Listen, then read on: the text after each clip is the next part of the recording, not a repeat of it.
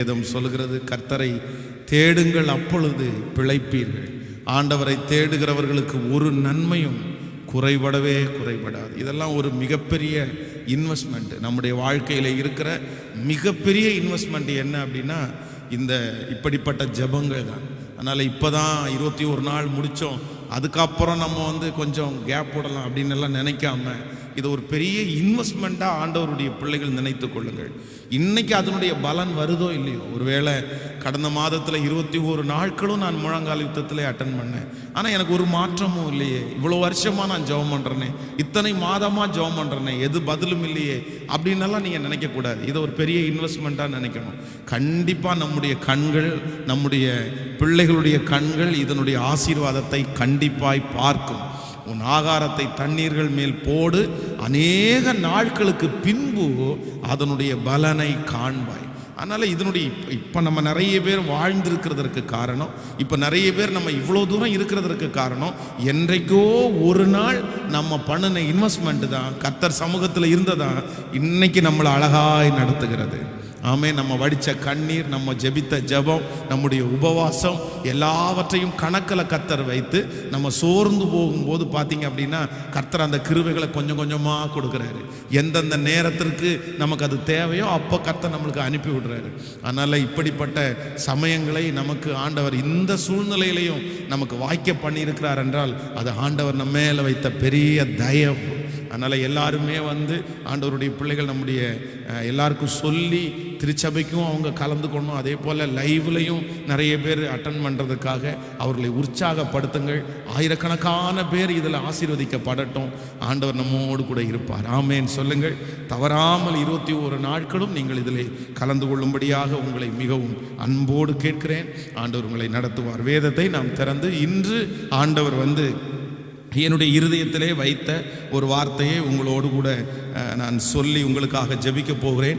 லூக்கா எழுதின சுவிசேஷம் 10வது அதிகாரத்திலே 19வது வசனத்தை நாம் எல்லாரும் சேர்ந்து வாசிக்க போகிறோம். லூக்கா எழுதின சுவிசேஷம் 10வது அதிகாரத்திலே 19வது வசனத்தை எல்லாரும் சேர்ந்து நம்ம வாசிக்கலாம். 19வது வசனத்தை, இதோ சர்ப்பங்களையும் தேள்களையும் மிதிக்கவும் சத்துருனுடைய சகல வல்லமைகளையும் மேற்கொள்ளவும் உங்களுக்கு அதிகாரம் கொடுக்கிறேன், ஒன்றும் உங்களை சேதப்படுத்த மாட்டாது. இன்னொரு விஷயம் கூட வாசிக்கலாம், 17 வாசிக்கலாமா? பின்பு அந்த 70 பேரும் சந்தோஷத்தோடே திரும்பி ஆண்டவரே, உம்முடைய நாமத்தினாலே பிசாசுகளும் எங்களுக்கு கீழ்ப்படுகிறது என்றார்கள். அவர் அவர்களை நோக்கி, சாத்தான் மின்னலை போல வானத்திலிருந்து விழுகிறதை கண்டேன். இதோ சர்ப்பங்களையும் தேள்களையும் மிதிக்கவும் சத்துருடைய சகல வல்லமையும் மேற்கொள்ளவும் உங்களுக்கு அதிகாரம் கொடுக்கிறேன், ஒன்றும் உங்களை சேதப்படுத்த மாட்டாது. ஒன்றும் உங்களை சேதப்படுத்த மாட்டாது. ஆண்டவருடைய பிள்ளைகளே, கர்த்தர் ஒரு 70 பேரை தன்னுடைய ஊழியத்திற்காக தெரிந்து கொள்ளுகிறார். அவர் சொல்லுகிறார், நான் இன்னும் கொஞ்ச நாளைக்கு தான் உங்களோடு கூட இருப்பேன், அதற்கு பிறகு நான் பிதாவினிடத்திலே போக வேண்டியது இருக்கிறது. இந்த உலகத்திலே கோடிக்கணக்கான ஜனங்களுக்கு ஆண்டவரை குறித்து சொல்லுவதற்கு, பரலோக ராஜ்யத்திற்கு அவர்களை சேர்ப்பதற்கு நீங்கள் தான் என்று சொல்லி ஒரு 70 பேரை ஆண்டவர் தெரிந்து கொண்டு 2 பேராக ஊழியத்திற்காக அனுப்புகிறார். அந்த காலத்திலே ஆண்டவரிடத்தில் நிறைய வல்லமை இருந்தது. வேதம் சொல்கிறது, அவர் அற்புதம் செய்கிறவராகவே சுற்றி திரிந்தார். எங்கு போனாலும் அற்புதம் நடக்கும். அவர் கை வச்சா அற்புதம் நடக்கும், அவர் பார்த்தா அற்புதம் நடக்கும். அவர் செய்த அற்புதங்களை வேதம் கொள்ளாது, அவ்வளவு அற்புதங்களை ஆண்டவர் செய்தார். அவ்வளோ ஒரு பவர்ஃபுல் மேன் தான் நம்முடைய ஆண்டவர். இந்த உலகத்திலே இருக்கும்போது அவர் செய்த அற்புதங்கள் எண்ணுக்கடங்காத அற்புதங்களை கர்த்தர் செய்தார். ஆனால் அவ்வளவு அற்புதத்தை செய்தும் அவருக்கு நிறைய எதிர்ப்பு இருந்தது. அவரை கொல்லுவதற்காக ஒரு கூட்டம் வகை தேடிக்கொண்டே இருந்தார்கள். அவரை நிறைய பேர் எதிர்த்தார்கள். மேலே கொண்டு போய் கீழே தள்ளணும்லாம் நினைச்சாங்க. இப்படி எதிர்ப்பு இருக்கிற இடத்திலே 70 பேரை ஆண்டவர் அபிஷேகம் பண்ணி அனுப்புகிறார். அவங்க இந்த மாதிரி நாங்கள் போய் ஊழியத்திற்கு போயிட்டு வந்தோம், அங்கே சத்துருவை நாங்கள் பிசாசுகள் எங்களுக்கு நடுங்கிறத நாங்கள் பார்த்தோம் அப்படின்னு சொல்லும்போது ஆண்டவர் சொல்றார், இது மட்டும் அல்ல, இன்னும் நான் உங்களை பயன்படுத்துவேன். ஆனால் உங்கள் மனசில் ஒன்னே ஒன்று நினச்சிக்குங்க, ஒன்றும் உங்களை சேதப்படுத்த மாட்டாது. இந்த உலகத்தில் எத்தனையோ சக்திகள் இருக்கலாம், எத்தனையோ மனிதர்கள் விரோதமாய் எழும்பலாம், ராஜாக்கள் எழும்பலாம். ஆனா நீங்க ஊழியத்திற்காக போறீங்க, என்னுடைய ஊழியத்தை நீங்கள் செய்கிறீங்க, என்னுடைய அனுமதி இல்லாமல் உங்களை ஒன்றும் சேதப்படுத்த மாட்டாது. இன்றைக்கு இந்த காலை வேளையிலே கர்த்தர் சமூகத்தில் வந்திருக்கிற ஆண்டவருடைய பிள்ளைகளே, ஒருவேளை இங்க இருக்கிற யாரோ ஒருத்தருடைய இருதயம் நடந்து கொண்டிருக்கிற சில காரியங்களை குறித்து பயந்து போய் இருக்கலாம். இது என்னை சேதப்படுத்தி விடுமோ, இந்த காரியத்தினால நான் சேதம் அடைந்து விடுவேனோ. ஆனால் ஆண்டவர் இன்று வாக்கு கொடுக்கிறார், ஒரு தேவனுடைய பிள்ளையினுடைய வாழ்க்கையிலே எவ்வளோ பெரிய பிரச்சனைகள் வந்தாலும், எத்தனை பெரிய எதிர்ப்புகள் வந்தாலும், எத்தனை பெரிய மனிதர்கள் வந்தாலும், கர்த்தருடைய அனுமதி இல்லாமல் உங்களை ஒன்றும் சேதப்படுத்த மாட்டாது. ஆமென் சொல்லுங்கள். நீங்கள் பயந்து கொண்டிருக்கிற அந்த காரியம் உங்களை சேதப்படுத்த மாட்டாது. உங்களுடைய இருதயத்திலே கலங்கி கொண்டிருக்கிற அந்த காரியம் உங்களை சேதப்படுத்த மாட்டாது. அந்த மனிதனுடைய வார்த்தை, அந்த மனிதனுடைய சாபம், இல்லையென்றால் எதை வேண்டும் என்றாலும் இருக்கலாம், நம்முடைய மனசிலே ஆணித்தரமாய் ஒரு விசுவாசம் வேண்டும், என்னை அது சேதப்படுத்த மாட்டவே மாட்டாது. ஹல்லேலூயா. ஒரு பொல்லாத கொடிய வேதனையா இருக்கலாம், இல்லைன்னா கொடிய வியாதியினாலே நீங்கள் தாக்கப்பட்டிருக்கலாம். அந்த வியாதியை குறித்து யாரோ பல பேர் பலவிதமாய் பேசலாம். ஆனா நான் நம்புறேன், அந்த வியாதி கூட நம்ம சேதப்படுத்த முடியாது. ஏன்னா நமக்கு கர்த்தருடைய அனுமதி இல்லாமல் ஒன்றும் நம்மை தொட முடியாது. இந்த 70 பேரை கொண்டு கர்த்தர் பெரிய பெரிய ஊழியங்களை செய்தார். இன்றைக்கு கோடிக்கணக்கான ஜனங்கள் கர்த்தரை ஆராதிக்கிறார்கள். ஆனால் அவர்களுடைய காலம் வருகிற வரைக்கும், அவர்களுடைய நேரம் வருகிற வரைக்கும் எத்தனை எதிர்ப்புகள் இருந்தாலும் அவங்களை சேதப்படுத்தவே முடியல. ஒரு தேவனுடைய பிள்ளை எதை அறிந்து கொள்ள வேண்டும் என்றால், உங்களுக்கென்று ஆண்டவர் குறித்திருக்கிற நாள் வரைக்கும், உங்களை ஆண்டவர் இந்த உலகத்துல வச்சிருக்கிற நாள் வரைக்கும், இல்லைன்னா ஒரு வேலை செய்கிறீர்கள் என்றால் அந்த இடத்துல ஆண்டவர் உங்களை வைத்திருக்கிற நாள் வரைக்கும், உங்களுக்கு எவ்வளோ பெரிய எதிர்ப்பு வந்தாலும், எவ்வளோ பெரிய பிரச்சனை வந்தாலும், உங்க மனசுல ஆணித்தரமா நீங்க நினைக்க வேண்டியது, ஒன்றும் என்னை சேதப்படுத்த மாட்டவே மாட்டாது. அதான் கிராமத்திலே ஒரு ஊழியத்திற்காக போன ஒரு மிஷனரியான ஒரு பாஸ்டர், அவரும் அவருடைய மனைவி 2 பேரும் சேர்ந்து ஊழியத்திற்காக போனார்கள். அப்போ அந்த ஊழியத்திற்காக போகும்போது அந்த கிராமத்தில் இருக்கிற யாருமே அவங்களுக்கு வீடு கொடுக்கல. இல்லை, எங்களுடைய இடத்துல வந்து நீங்கள் வந்து இந்த மாதிரி பண்ண முடியாது அப்படின்னு எல்லாருமே துரத்திட்டாங்க. அப்போது அந்த நபர் வந்து அந்த பட்டணத்தை, அந்த கிராமத்தை விட்டு வெளியே அவுட்டரான ஒரு இடத்துல போய் ஒரு பெரம்போக்கு இடத்துல ஒரு சின்ன ஓலை குடிசை போட்டு அங்கே வந்து அவர் அங்கே ஸ்டே பண்ணார். அங்கே நிறைய பாம்புகள் நடமாடுகிற இடம்.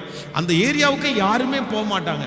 ஆனால் அந்த இடத்துல 7 ஆண்டுகள் குடியிருந்திருக்கிறார். அந்த 7 ஆண்டுகளில் அவரை ஒரு பாம்பு கூட அவரை தீண்டவே இல்லையா. ஆனால் அந்த 7 ஆண்டுகளில் அந்த கிராமத்தில் பாம்பு கடிச்சு செத்து போனவங்க கிட்டத்தட்ட 65 பேர் இறந்துருக்காங்க. பாம்பு கடிச்சு கிராமத்தில் இருக்கிறவங்க இறந்துருக்காங்க. ஆனால் அது வாழுகிற இடத்துல போய் கூடாரம் போட்டு அங்கே தங்கின கணவன் மனைவி 7 ஆண்டுகளில் ஒரு விஷப்பூச்சி கூட அவரை தொடரலையாமா. அப்போ நான் என்ன நம்புறேன் அப்படின்னா, ஆண்டவர் உங்களோடு கூட இருப்பாரே ஆனால் எவ்வளோ பெரிய பிரச்சனைக்குள்ள நீங்கள் போனாலும் அது உங்களை சேதப்படுத்தவே படுத்தாது.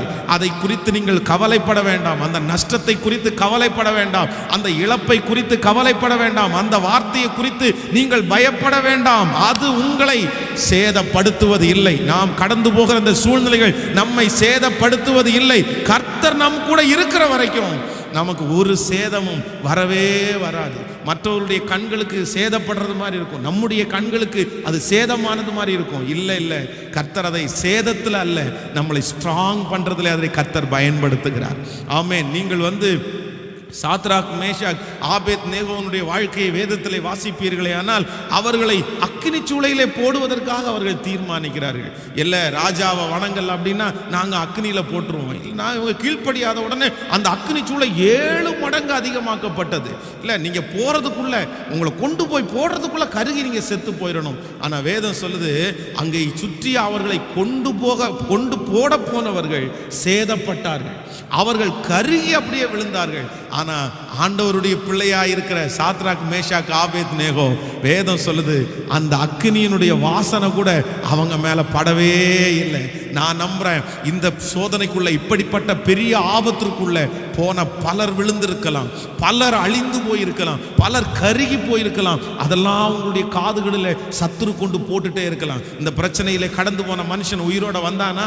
இந்த பிரச்சனைக்குள்ள கடந்து போன நபர் வெளியே வர முடிஞ்சிருச்சா? இல்ல அப்புறம் எப்படி நீ வருவ?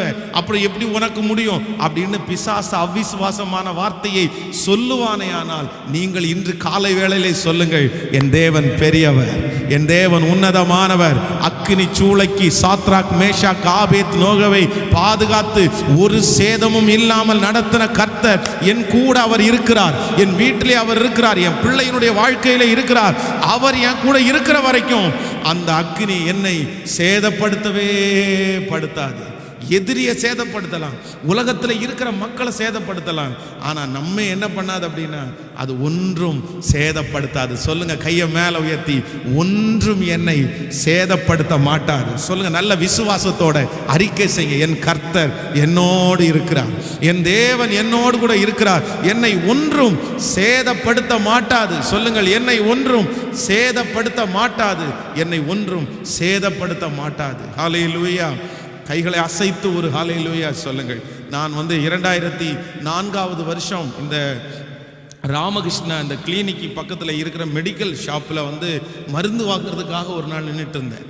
அப்போ எனக்கு மருந்து வாங்கும்போது பார்த்தீங்க அப்படின்னா கொஞ்சம் மருந்தெல்லாம் வாங்க மாட்டேன். அப்போ 2014 வருஷத்தில் நான் வாங்குகிற மருந்து அந்த மெடிக்கல் ஷாப்லேயே அதிகமான பணத்துக்கு நான் தான் மெடிசன் வாங்குவேன். அப்போ அதை ஒரு கவரில் போட்டு அவங்க கொடுப்பான். எல்லாருக்குமே சின்ன அந்த ப்ரௌன் கலர் கவரில் போட்டு மாத்திரை கொடுப்பாங்க.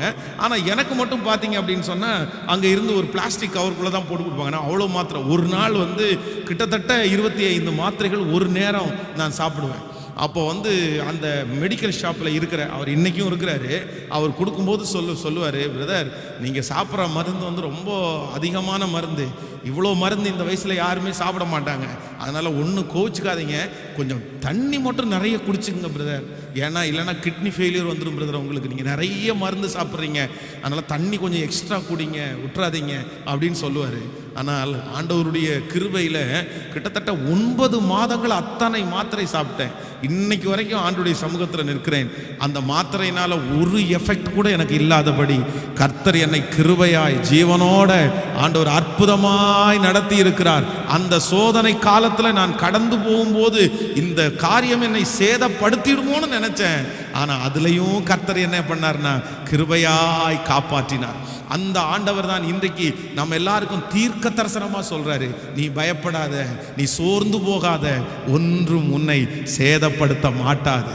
நீங்கள் தானியேலுடைய தீர்க்க தரிசன புஸ்தகத்தை வாசிப்பீர்களே, ஆனால் தானியேலுக்கு விரோதமாய் அங்கே சுற்றி இருக்கிற எல்லாரும் எழும்புகிறார்கள். அவனுடைய நண்பர்கள் எல்லாம் எழும்பி, இல்லை உன்னை நாங்கள் ஏதாவது ஒன்று பண்ணுவோம், அவன் பேரில் நிறைய குற்றத்தை கண்டுபிடிக்கிறார்கள். எந்த குற்றமும் கண்டுபிடிக்க முடியல. கடைசியில் ஒரே ஒரு குற்றம், அவன் ஆண்டவரை ஆராதிக்கிறத வச்சு அவனை பிடிக்கணும்னு நினைச்சாங்க. ராஜா அவனிடத்தில் போய் தவறான வார்த்தைகளை சொல்லிவிட்டு இப்பொழுது ராஜா அவனை சிங்கக்கூத்து கபியில போடுறதுக்கு சைன் போட்டு கொடுத்தாரு.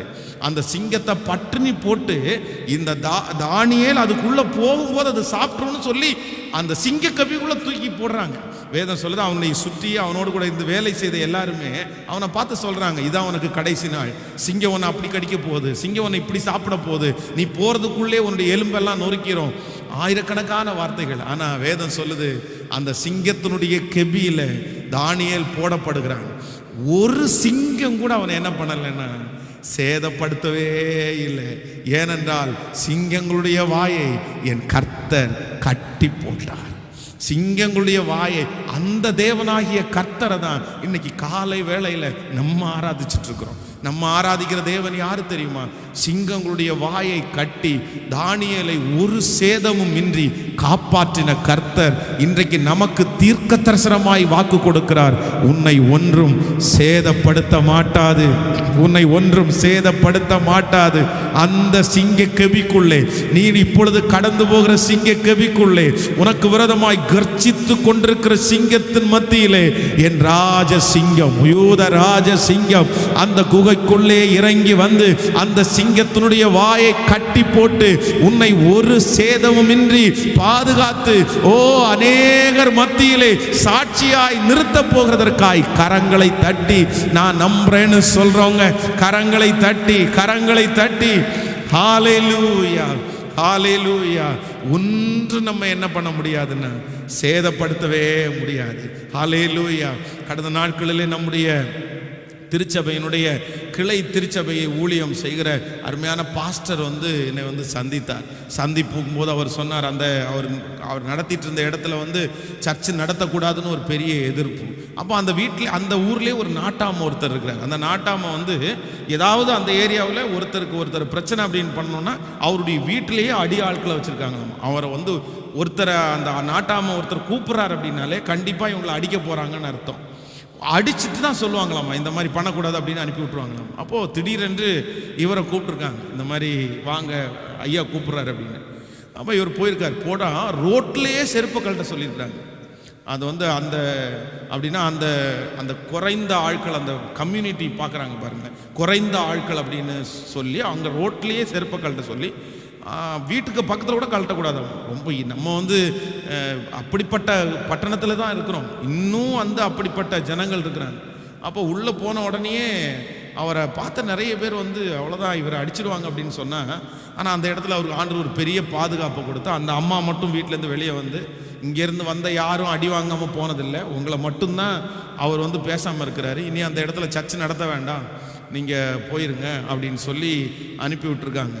திரும்ப அவர் இன்னொரு இடத்துல போய் இப்பொழுது அந்த ஊழியங்கள் வளர்ந்து கொண்டிருக்கிறது. அப்போது அவர் சொல்லும்போது சொன்னார், அந்த காம்பவுண்டுக்குள்ளே போய் அடி வாங்காமல் வந்தது நான் ஒருத்தன் தான். கர்த்தர் என்னை கிருபையாக இந்த இடத்துல பாதுகாத்தார் அப்படின்னு சொன்னார். ஆமென். பொல்லாத மனிதர்களுடைய கையில் இருந்து கர்த்தர் நம்மை ஒரு சேதமும் இல்லாமல் நம்மை பாதுகாக்கிற ஒரு கர்த்தர். கைகளை அப்படியே மேலே உயர்த்தி எல்லாரும் சொல்லுங்க, ஒன்றும் என்னை சேதப்படுத்த மாட்டாது. சொல்லுங்க முழு இருதயத்தோட கூட. ஹalleluya. மனிதர்கள் என்னை சேதப்படுத்த முடியாது. நல்ல விசுவாச அறிக்கை செய்யுங்க. என் பிள்ளையை சேதப்படுத்த முடியாது, என் வேலையை சேதப்படுத்த முடியாது, என் சரீரத்தை சேதப்படுத்த முடியாது. நல்ல அறிக்கை செய்யுங்க. ஒன்னொன்னா சொல்லுங்க. ஆண்டவரே, இந்த கொடுத்த வார்த்தை எனக்கு தான் ஆண்டவரே, என் குடும்பத்திற்கு தான் ஆண்டவரே, என்னை சேதப்படுத்தாது. நான் இப்பொழுது கடந்து போகிற இந்த சூழ்நிலை என்னை சேதப்படுத்த முடியாது. ஏனென்றால் என் கூட இருக்கிற கர்த்தர் பராக்கிரமசாலி. நீர் பராக்கிரமசாலி. என் பிள்ளையை சேதப்படுத்த முடியாது, என் ஊழியத்தை சேதப்படுத்த முடியாது, என் தரிசனத்தை சேதப்படுத்த முடியாது. ஹalleluya. என்னுடைய ஆவிக்குரிய வாழ்க்கையை சேதப்படுத்த முடியாது, என் விசுவாசத்தை சேதப்படுத்த முடியாது. நான் நம்புகிறேன், ஒன்றும் என்னை சேதப்படுத்த மாட்டாது. ஹalleluya.